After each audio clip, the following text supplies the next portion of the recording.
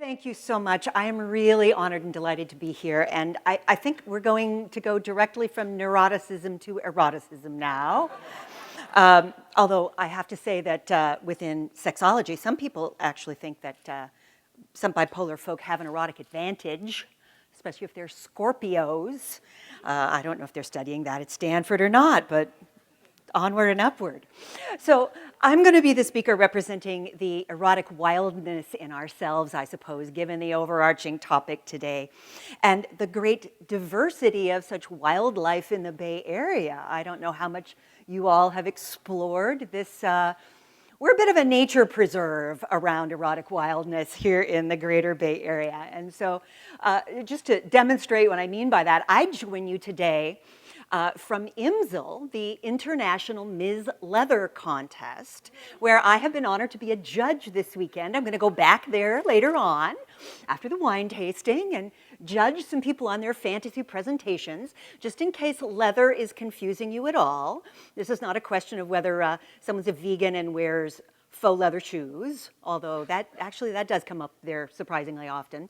It has to do with a shorthand cultural moniker for the BDSM community, the bondage and discipline, sadism and masochism, submission and mastery community. And I'm not suggesting that you all are not living erotically complete lives if you haven't explored these things. If you are vanilla, awesome. And vanilla, of course, is the flavor that reminds us that there are at least 31 other flavors. So let me just tell you what I found when I went to IMSL and began to judge. I found that not only is there one person whose erotic realm has her representing herself as a pony, and that means she needs to learn some special tricks so that while everybody else is watching the Kentucky Derby next Saturday, she will be trotting and doing dressage in a park somewhere with a bunch of like-minded others. That sounds charming in a way, doesn't it? She has her own tail. Because if you're going to dress up for sex, you want to make sure that the dressing up that you choose is consonant with what you would like to evoke in yourself and your partner, right? So mane, tail. There's another person who identifies around primal sexuality, and she says this is animalistic sexuality of no particular species. Could that be you? What is your erotic species, do you suppose? If you growl and bite and get into it, I think that's what she's talking about. I have to wait till tonight to see the fantasy she enacts, know for sure. But that's not all. That's the wild things that are as humanly comparable as we can possibly get to the discussions that we already had about wolves and so forth. But if we talk about another of the contestants who looks at the way that she can have more optimal sex using kitchen tools, and she is especially happy that they're making kitchen tools out of silicone now because it's easier to clean than the stuff they used to make. And they make sex toys out of that now as well. It's a wonderful consonance. And finally, someone gave us a lecture about spanking using the fundamentals of music theory. And I would imagine that you could take that insight and you could, if you had the right amount of self-control, and if you've done enough yoga so that you're super limber, you could work that out into an intercourse rhythm theory that you could perhaps write a book about, be a bestseller. I'm just saying, if anybody, I don't have time to do that. So if any of you have music theory and you would like to run with that idea, please feel free. I can't wait to read it. So I have a PhD in sexology, and I usually announce in my bios that I got it to impart more realistic detail to the smut I write, which is true as far as it goes. And I do, in fact, write erotic fiction because I can create there a diverse sexual world where I can explore notions of sexual choice and fulfillment and fantasy and so forth, and explore what it can mean to me or to other people. That's one of the things that erotica as a category does. It's one of our cultural spaces for literarily fantasizing into possibility. And some people pick up 50 Shades of Grey or something else altogether and get all turned on to that. And for others, it's just a genre that they can't relate to any more than they can relate to the notion of going to Mars and establishing a colony there. But if they do that Mars thing, they'll need to figure out sex. It's relevant almost everywhere. The real reason, though, I got a degree in sexuality studies is because, and sexology, by the way, is the study of what people do sexually and how they feel about it. So there's a sort of a operational piece to it, and then there's an interpretive piece and almost a psychoanalytic piece, if you will. Why it's my issue is because I come from a home where my mother, although she didn't tell me this until after my dad had died and until I was over 30 years old, was sexually abused when she was a girl. And I knew from the time I was a little girl that there was something wrong in my house. I couldn't put my finger on what it was, partly because I was a little girl and nobody explained such things to me. But do you know, from a surprisingly young age, I knew it had something to do with sexuality. I didn't know what sex was yet. I didn't have any idea really what the mechanisms were. Once I started to try to figure it out, I was, 9, 10 years old. There weren't many books I could check out from the library, but I knew somehow that sex was part of what I was challenged with at home. And then as I went outside and tried to meet people and figure out what kind of sex to have with them and with whom to have sex and all of those things that are common questions for many of us, possibly not the same way that I had those questions arise for me, but most of us have some degree of interfacing with our sexuality, if only for procreation, for pleasure, for adventure, to assuage our curiosity, to allay boredom, to act things out. And at least another of my challenges on this plane, in this world, was being identified as bisexual as a teenager, but not finding anybody who believed that bisexuality even existed. And I found some lesbians, and they were, of course, interesting, because if I was bisexual and I was interested in women as well as men, then they were part of my target species, right? Actually, the great thing about being bisexual is that everyone could be my target species, but there's always ways of cross-cutting this. And of course, a lot of lesbians didn't think that bisexuals existed. I don't know if that sounds familiar to any of you, but I needed to find ways to articulate and explore sexual truths and facts for me first, and then that spilled over into thinking about sexuality for others as well. So I want to say that the repressions that affected my mother and that affected me were different, but that they were held by a larger culture. And I think that's a significant thing. Any of us who have issues with our sexuality, the decisions we need to make around it, the information we need to get to have the right kind of sex for us, are having those issues arise within a cultural context. That's what separates the wild, where the wild things are, from the places and the people and the contexts where we've been, what would the little prince foxes say, tamed, where we've been tamed. So I got a degree in sociology first because the cultural piece, I think, is crucial. I don't think we grow up and become our sexual selves without interfacing with the culture every step of the way. And that's where repression and inhibition comes from, of course. It doesn't come from within us. It's not built into the sex drive. It has to do with the cultural stories we tell one another, depending on the culture that we come from. They might be somewhat different, about what sex is, what it means. Now, when I keep saying sex, I don't mean like a certain historical someone I can think of, that sex is only the thing that you do when you didn't have sex with that woman. Penis-vagina intercourse, intromission, that's not all sex means to me, not at all. Sex is much broader than that. And it's important to just about everybody. Even asexual people have to interface with the sexual notions of our cultures and the sexual desires possibly of people that they like and that they want to be coupled up with, even if they don't want to have sex with them.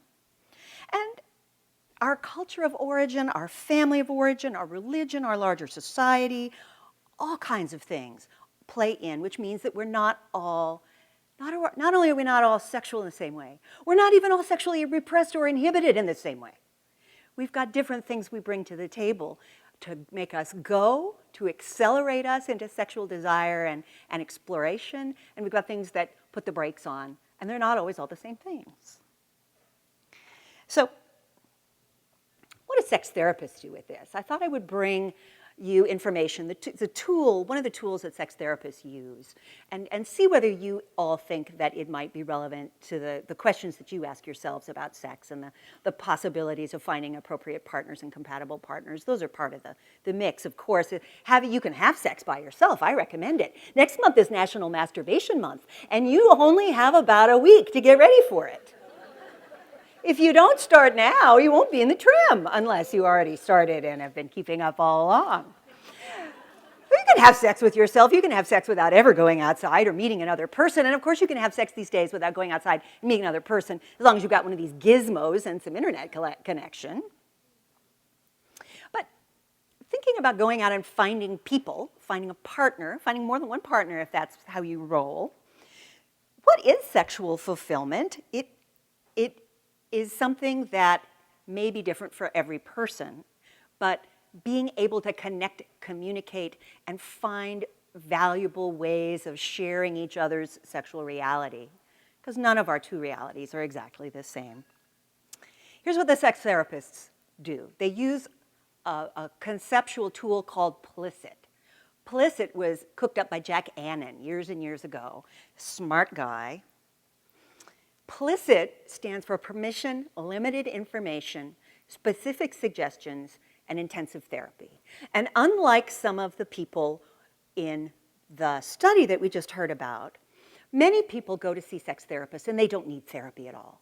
Therapy is the last thing that they need.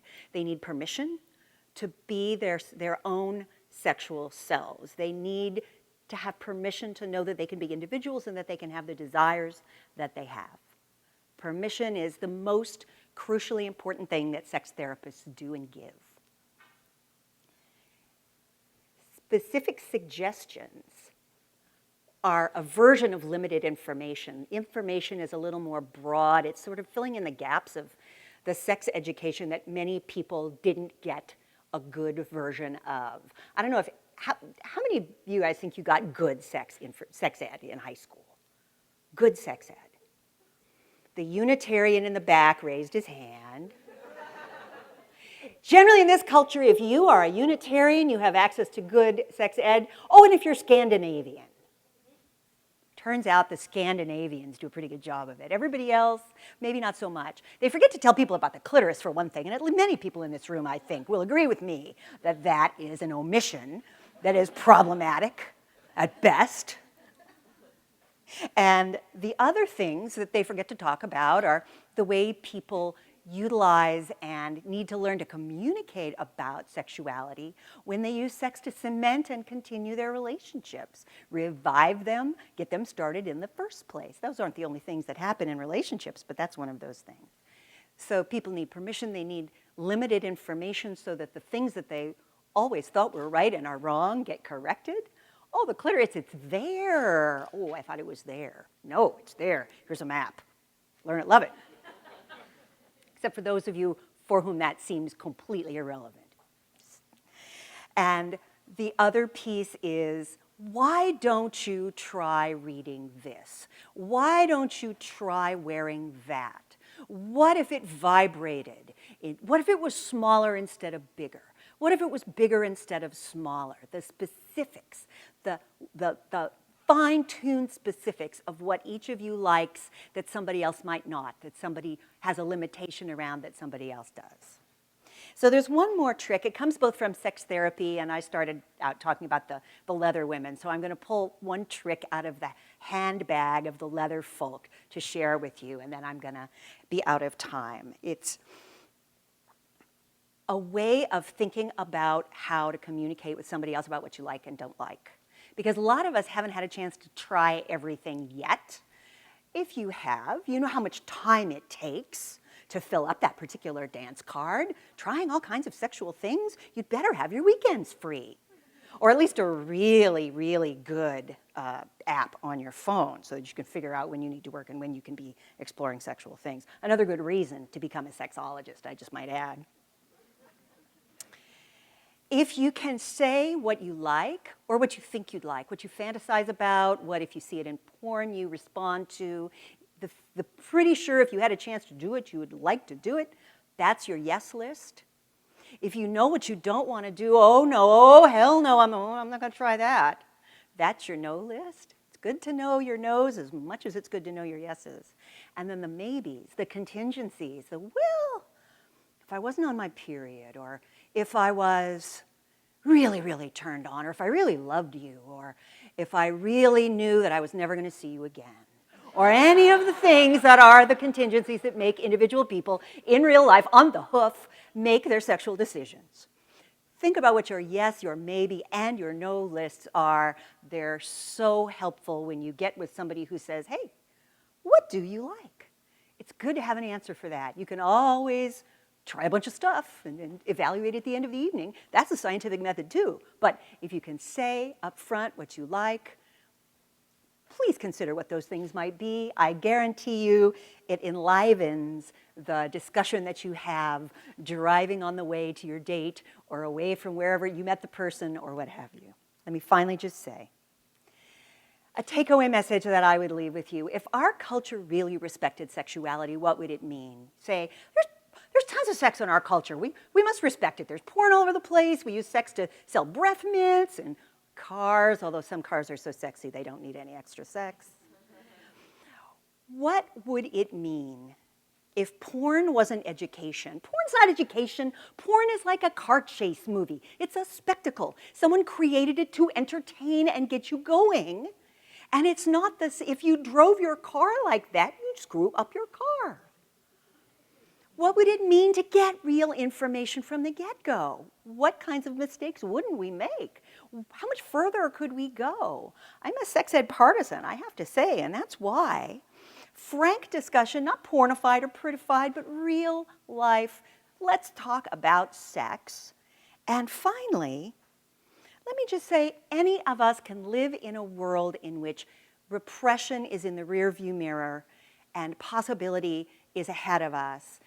If you make the decision to do that. This is the Bay Area. It is rich in communities of this kind. There are communities of this kind with this set of issues and beliefs about sexuality scattered all over the place. And I wish you a happy journey as you find the right community and the right space and the right person and the right sex life for you. Thanks very much for being here and listening.